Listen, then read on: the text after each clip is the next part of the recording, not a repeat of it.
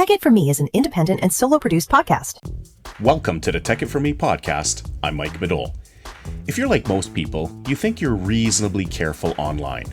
You don't click sketchy links, you don't open spam emails, and your passwords are pretty good, right? So why do stories of stolen Netflix accounts, compromised credit cards, and hacked bank logins still keep happening to regular people? Well, here's the truth. Cybercriminals don't need to target you anymore. They use automated tools to scoop up logins, skim data, and steal identities at scale. And most people have no idea how exposed they really are. In this episode, we're going to break it all down. How the bad guys actually get your info, what you're probably doing wrong without even realizing it, and 5 things you can start doing today to protect yourself and your family. This is the Tech It For Me podcast. Let's go. This is the Tech It For Me podcast. Let's talk about how this stuff really happens. Not the Hollywood version, but the real-world tools and tactics used by cybercriminals. There are many methods these malicious actors use, but here are the top 5 most commonly used methods. Number 1, phishing. That's the classic one. An email pretending to be from your bank, Amazon, or Netflix, or others. It says there's a problem with your payment method or your account was locked, and it provides a link. But the link takes you to a fake login page. You type in your credentials, and bam, they've got your info. The second method is social engineering. Sometimes it's not about tech at all. It's a phone call from tech support asking for remote access, or someone pretending to be payroll asking you to verify your direct deposit details. Humans are always the weak point, and the hackers know it. Thirdly, credential stuffing. This one is really sneaky. Let's say you use the same email and password on a random website 5 years ago, and that site was breached. Hackers take that combo and try it on every major platform. Gmail, Amazon, Facebook, PayPal, you name it. If you reuse that password, you're done for. The fourth method, public Wi-Fi attacks. Here's a classic move. Someone sets up a fake Wi-Fi hotspot at a coffee shop and names it something legit, like Starbucks free Wi-Fi or Tim Hortons Timbits. You connect and they start intercepting your data. It's called a man-in-the-middle attack, and it's more common than you think. And the fifth most common is malicious apps and browser extensions. Not everything happens over email. Sometimes it's a mobile app that asks for way too many permissions, or a browser extension that quietly logs your keystrokes. This stuff isn't hypothetical. I've seen phishing campaigns hit an entire department. I've also seen a company owner fall for fake invoice emails. And these aren't people who, quote, should have known better, unquote. They were simply caught off guard. Now, let's talk about why you, yes, you, are more vulnerable than you think. Most people assume, I'm not that important. Nobody's going to want to hack me. They think, I don't have millions in the bank. Why would anyone come after me? But that's not how this works anymore. You're not being personally targeted. You're being scooped up along with thousands of others in automated sweeps that don't care who you are. They just want one thing, access. Here's the reality. Cybercrime is no longer a guy in a hoodie guessing passwords at 3 a.m. It's software. It's bots. It's scripts running through databases of billions of leaked credentials, testing them at scale against every major platform you can think of. It's like someone going down your street with a master key, just trying it on every single door. If your door is weak, or if you reuse the same lock as 15 other people, they're going to get in. So let me give you an example. A few years ago, LinkedIn had a major data breach. Millions of emails and passwords were exposed. Fast forward to today, those credentials are still floating around online.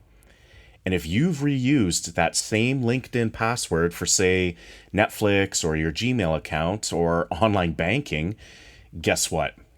Attackers have tools that will try your LinkedIn combo on every major site automatically. That is what's called credential stuffing, and it works way more often than you'd think it would. And it gets worse. Sometimes your credentials don't even need to be stolen in real time. They can be bought or downloaded from massive dark web dumps, like the infamous Collection Number 1 breach.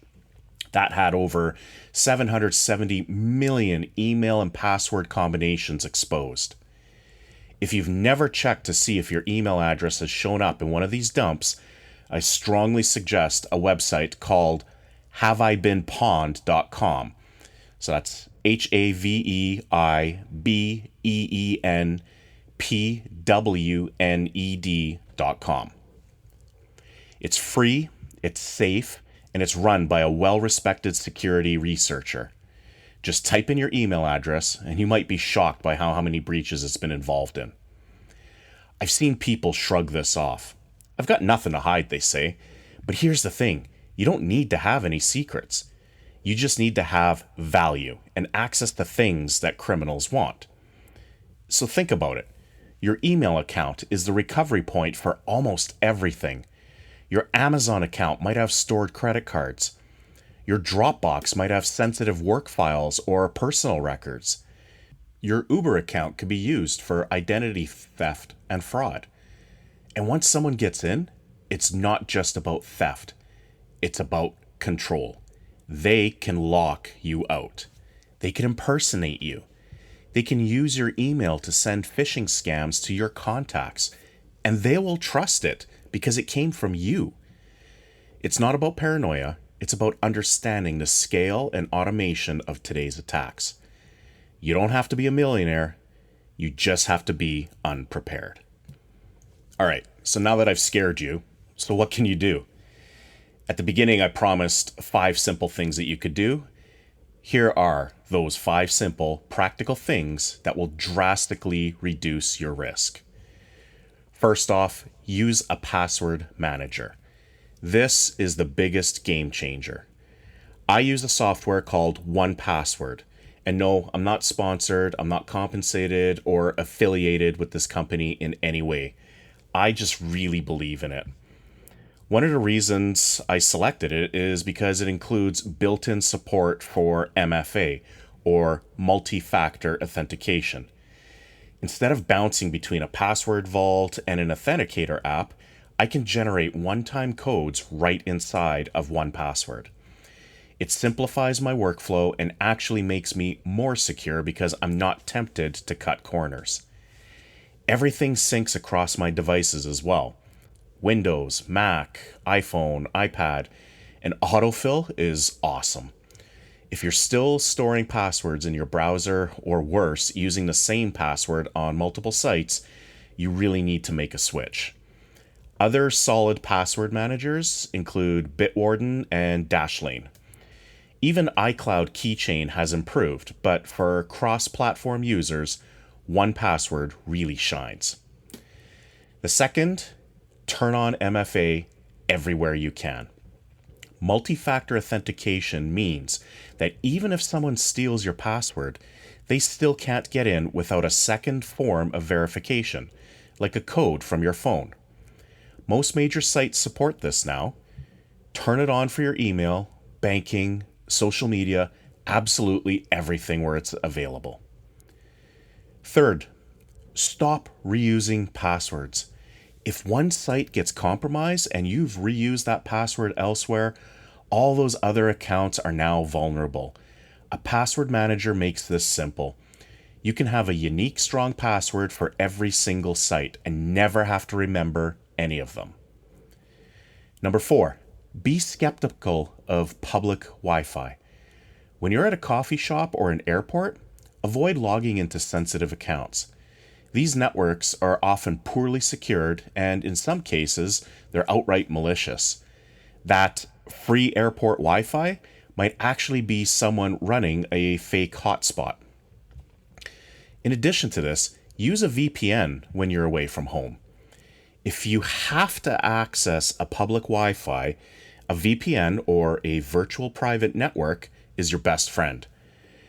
A VPN encrypts your internet traffic, creating a secure tunnel between your device and the internet. That means even if someone is snooping on the network, they can't see what you're doing. I know VPNs can sound technical or intimidating, but they've become super easy to use. There's lots of great options out there as well. Proton VPN is a solid privacy focus from the creators of Proton Mail. Molvad, you don't even need to create an account with them. NordVPN, ExpressVPN, they're very user-friendly and fast. But the one that I use daily, Cloudflare WARP. It's part of Cloudflare's 1.1.1.1 app, and it's available not just on phones, but also on Windows and Mac. I use it on my Mac as part of my regular workflow. Now, technically, WARP isn't a full VPN in the traditional sense. It's more of a secure connection optimizer. It encrypts your traffic, routes it through Cloudflare's global network, and protects you from snooping on unsecured networks. It doesn't let you spoof your location, so it's not meant for streaming or region hopping. But for privacy and security on the go, it's fabulous and it's free. If you're looking for a lightweight option that just works and comes from a company trusted for internet infrastructure, WARP is a great place to start.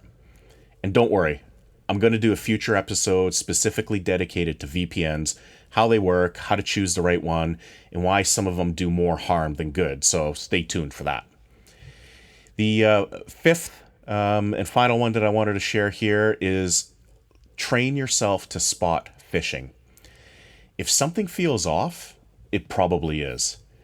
Check the sender of an email. Look closely at a URL. Don't click on unexpected links. And when in doubt, just go directly to the site in your browser. These days, phishing attacks aren't riddled with typos. They look really good. They look professional. They create urgency and they rely on people reacting without thinking. Slowing down could save you a lot of grief later on. I want to shift gears now and talk about this from my experience, not just as someone who's tech savvy, but as an IT leader as well. I've worked in IT for a long time across industries like healthcare, retail, food services, law, even private equity-backed companies. And here's the biggest thing that I've learned. It's never just about the technology. It's always about the people. You can have the best firewall money can buy, endpoint detection tools humming in the background, encrypted storage, and all the latest patches in place. But if someone on your team clicks a phishing link, if someone reuses their old Yahoo password from 2008, if someone says yes to a fake tech support call pretending to be from the help desk, it's game over. Cybersecurity is a behavioral issue, not just a technical one. And that's why, as a leader, my job isn't just to secure systems. It's to make secure behavior easier than insecure behavior. So what that means is giving people password managers so they don't write passwords on sticky notes. Rolling out single sign-on with multi-factor authentication to make logins secure and seamless. Running phishing simulations and awareness training, not to shame people, but to educate them. And building a culture where it's okay to ask, hey, this email looks weird. Do you mind taking a look at it? You'd be surprised how many breaches start with someone too afraid just to speak up. And look, I get it. Most people just want to do their job. They don't wake up thinking about security. But if we give them the right tools and make the secure choice the easy choice, they will take it. That's why I recommend password managers. That's why I push for MFA everywhere. That's why I advocate for tools like Cloud WARP for mobile and desktop users on the go. Because good tools make good habits stick. And I've seen firsthand what happens when those habits are not there. There was one case I remember. A user clicked on a phishing email that looked like a DocuSign request. The branding was flawless. The urgency, it was believable. They entered their Microsoft 365 credentials into this fake page, and within minutes, their inbox was taken over and used to launch internal phishing campaigns targeting finance. Our department caught it, we contained it, but not before it created confusion, risk, and a whole lot of cleanup work. And that was just one person, one click. So when I tell people to take this stuff seriously, it's not theoretical. I've seen the domino effect, and I've seen how just one extra layer of protection, one good decision, can stop that domino from falling. All right, let's wrap this up. Here's what I hope you take away from today's episode. Cybercrime today is automated, scalable, and indiscriminate. You don't have to be rich or famous to be a target. The most common attacks don't rely on high-end hacking. They rely on people reusing passwords, skipping MFA, or clicking on things that appear to be legitimate. Your behavior matters more than your firewall. So here's my challenge to you. Start with just one thing today. Turn on MFA for your email. Install and use a password manager and let it start handling your logins. Try Cloudflare WARP on your phone or laptop next time you're on public Wi-Fi. Small steps now are a lot easier than dealing with identity theft or account compromise later. And remember, this stuff isn't just for IT people. If you use the internet, you're in the game. Might as well play defense. If you found this episode helpful, feel free to share it with a friend or a coworker. You can find all episodes and my blog articles at techitfromme.com or follow this show on your favorite podcast app. Thanks for listening. This has been the Tech It From Me podcast. Tech It For Me is an independent and solo-produced podcast.